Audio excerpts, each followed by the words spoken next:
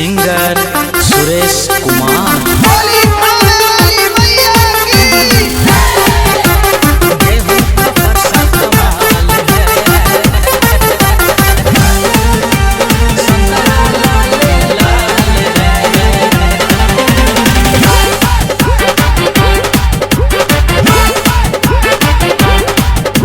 शेरा वाली माई के लीलार हुआ भारी, 10 हाथ वाली है बघवा सवारी।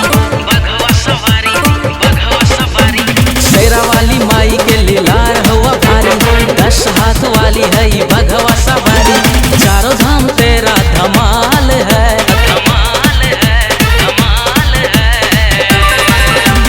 गेहूं का प्रसाद कमाल है, संतरा लाले लाल है। गेहूं का प्रसाद कमाल है, संतरा लाले लाल है।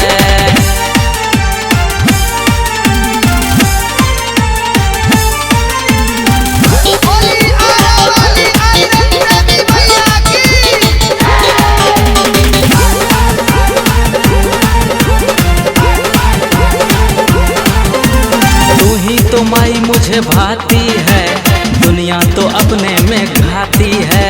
साल भर पे माई मेरी आती है, भक्तों के कष्ट लेके जाती है। तू ही तो माई मुझे भाती है, दुनिया तो अपने में घाती है।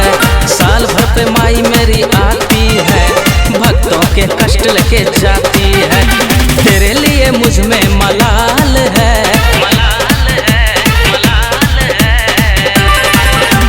गेहूं का प्रसाद कमाल है, संतरा लाले लाल है। गेहूं का प्रसाद कमाल है, संतरा लाले लाल है।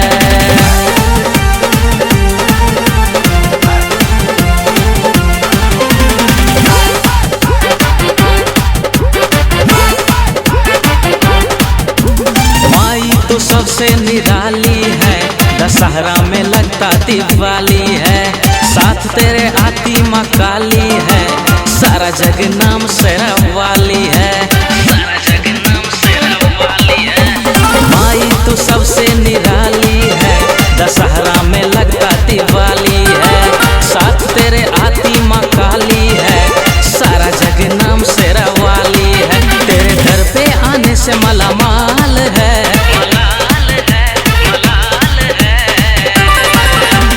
गेहूं का प्रसाद कमाल है, संतरा लाले लाल है। गेहूं का प्रसाद कमाल है, संतरा लाले लाल है।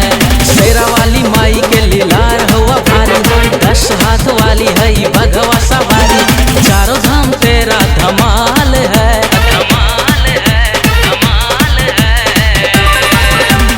गेहूं का प्रसाद कमाल है, संतरा लाले लाल है। गेहूं का प्रसाद कमाल है, संतरा लाले लाल है।